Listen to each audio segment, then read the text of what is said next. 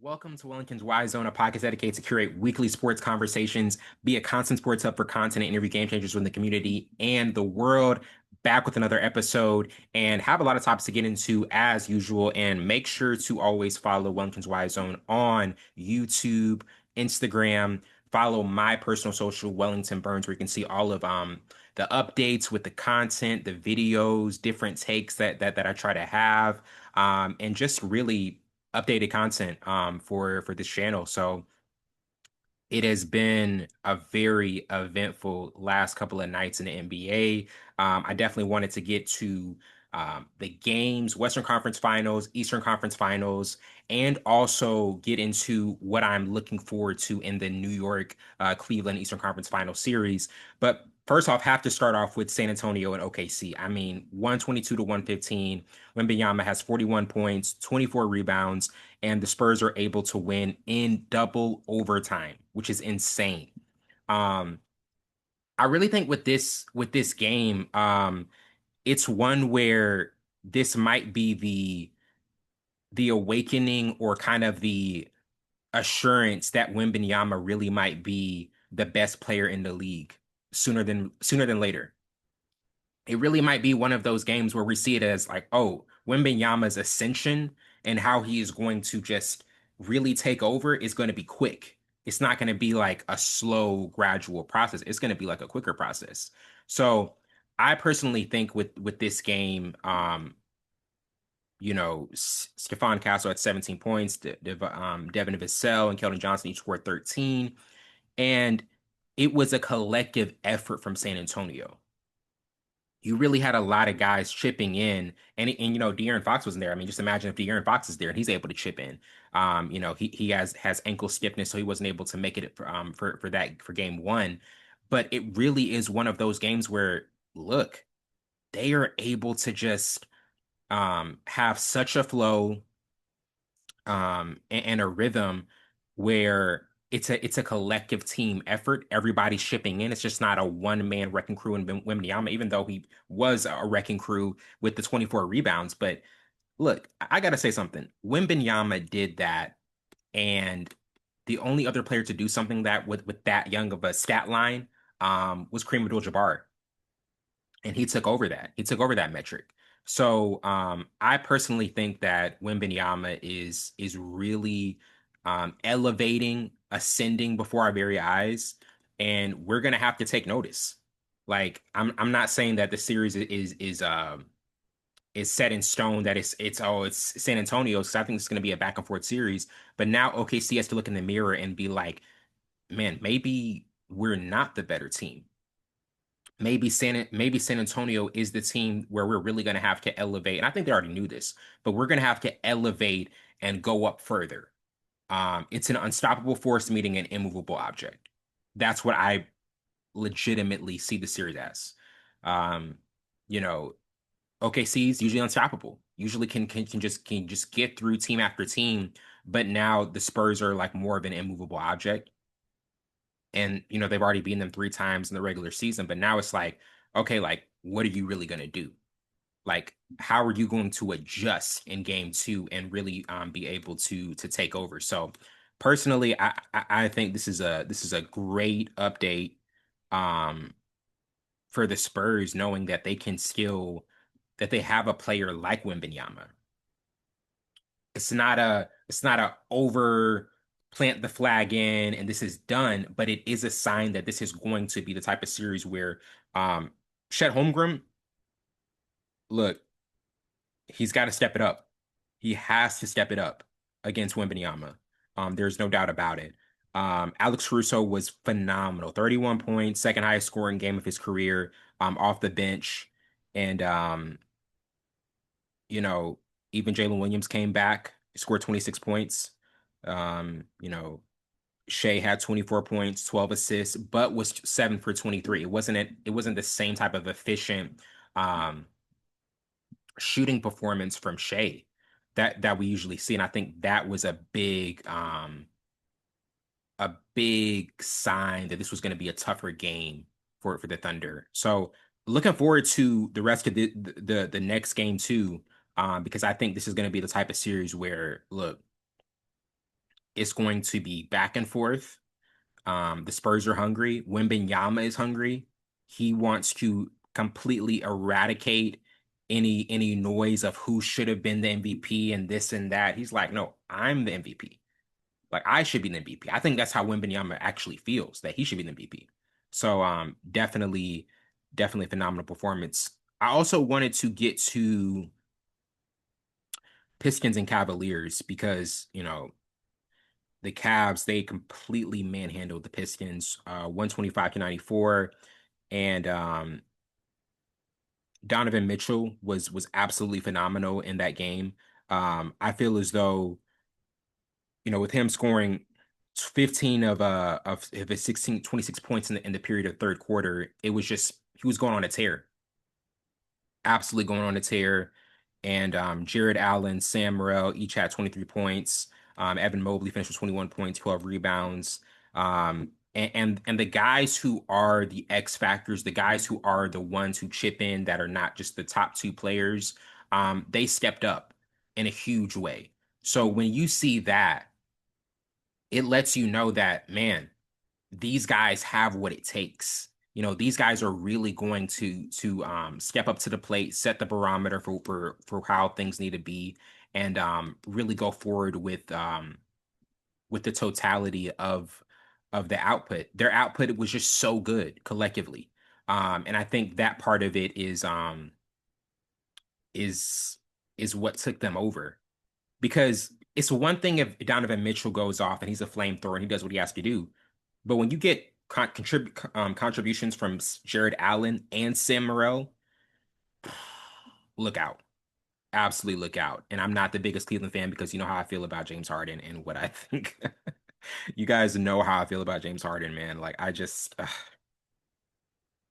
he just doesn't strike me as the kind of guy who's like gonna actually like take over when it matters most. And I'm not gonna stay on the hate train with James Harden because look, I'm gonna be real with you. Um, on one of my last videos, I talked about James Harden was not gonna show up in game six. They lose game six, game seven. I have to eat my words and just accept the loss.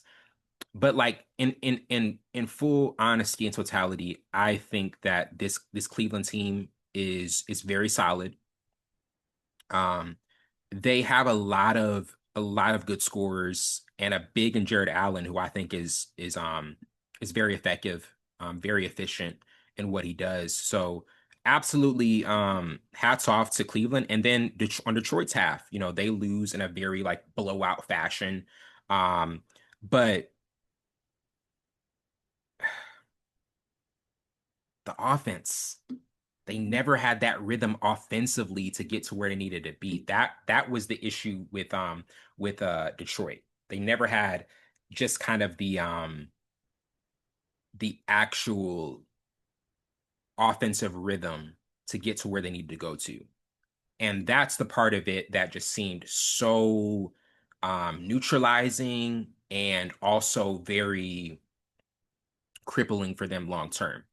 In this game seven, you had to find your offensive rhythm. And if you didn't, um, that was a problem. And it was going to be a problem. So hats off to Cleveland. They win game seven in blowout fashion. And I do think the Pistons will learn from this blowout loss, as JB Bickerstaff said. Sometimes you have to get to a point where you have a disappointing, crushing loss, and it just teaches you what you needed to know going forward. Like I really think that's what needed to happen for them. They needed to like learn, like, hey, like this is what it is.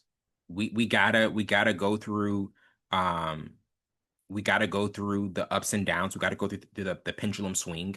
And this was their pendulum swing. But I think Detroit overachieved. They were a one seed, 60-win team. Cade Cunningham, absolutely phenomenal.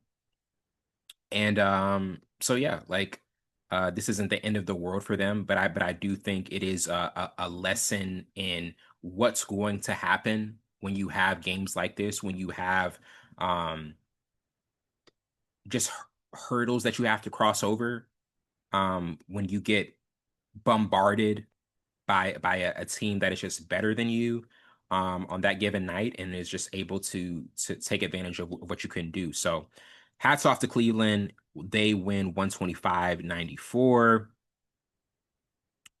And I also wanted to get to this preview of the Knicks and the Cavs for the Eastern Conference Finals. The Knicks, I fully feel as though this Knicks team is going to be very motivated, after what happened in last year's Eastern Conference Finals. I think that was the type of series where they could have like actually won it, but they didn't have enough in the end. Halliburton was the phenomenal star who just took over. So um, I fully think that this is going to be a very fascinating matchup. You got Donovan Mitchell, you got Jalen Brunson, two really phenomenal guards, who I believe are going to be putting on a great display. And and yeah, so the Knicks, they have home court advantage. That they've been on a record-setting playoff run, and this is the first, conference finals that Donovan Mitchell has had, that he's experienced. I think this is a big moment for Donovan Mitchell as well. To have this experience, get to be in here and see what happens. In the bright lights of Madison Square Garden. This is going to be something that is absolutely a spectacle. Um, you know, Mike Brown, so much history with Cleveland, and that's another part of it. The history with Cleveland that Mike Brown has. I think that is something that's going to be very special to see, and it's going to be interesting because you know how those reunion series go. It's a lot of emotional pull and a tug.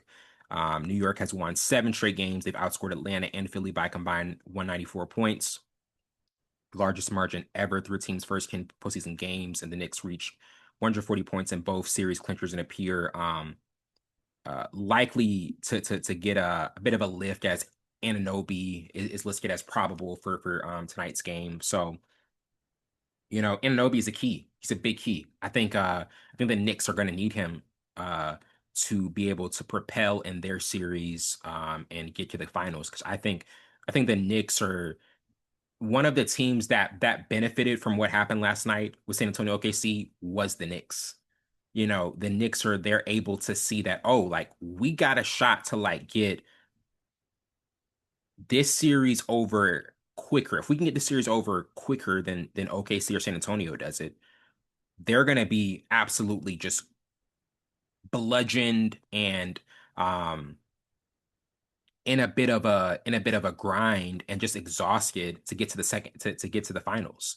So those two teams are going to be like weary and kind of like beaten down, and we're going to have a shot to like really like take it up a notch, and be fresh and just be ready to go. So hats off to the Knicks for getting back to this point, because I definitely think that the Knicks they're so close. They're close. They're very close, but Cat has to be like the keys.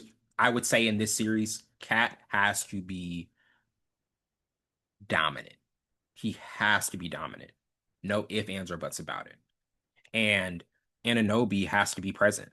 If Anunoby isn't present, that's going to be a problem, and that's going to be something that um, you're gonna need to see happen, if the Knicks are able to propel and get to the finals. So those are my thoughts on that. For the second half of this episode, I'm going to have Jamil Davis on for some album reviews, and I'll see you right back.